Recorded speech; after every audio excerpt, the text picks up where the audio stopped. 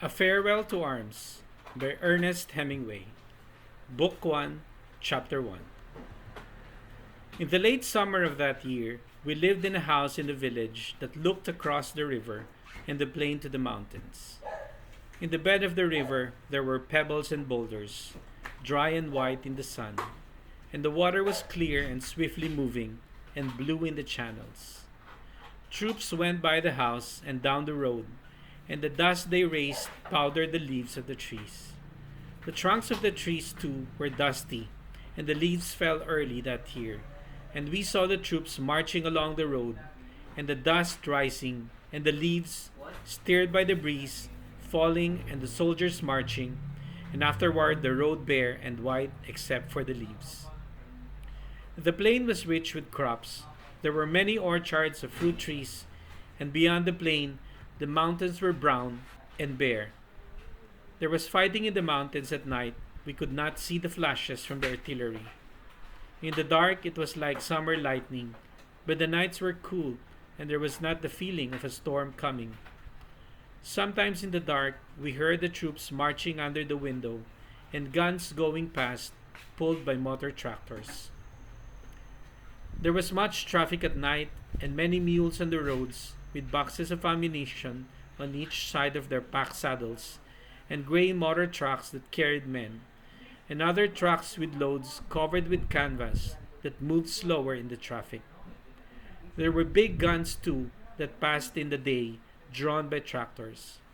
The long barrels of the guns covered with green branches, and green leafy branches and vines laid over the tractors. To the north we could look across a valley and see a forest of chestnut trees, and behind it another mountain on this side of the river. There was fighting for that mountain too, but it was not successful. And in the fall, when the rains came, the leaves all fell from the chestnut trees, and the branches were bare, and the trunks black with rain. The vineyards were thin and bare branched too, and all the country wet and brown and dead with the autumn. There were mists over the river and clouds on the mountain, and the trucks splashed mud on the road, and the troops were muddy and wet in their capes. Their rifles were wet, and under their capes, the two leather cartridge boxes on the front of the belts, gray leather boxes, heavy with the packs of clips of thin, long 6.5 mm cartridges, bulged forward under the capes, so that men, passing on the road, marched as though they were 6 months gone with child. There were small gray motor cars that passed going very fast. Usually there was an officer on the seat with the driver, and more officers in the back seat.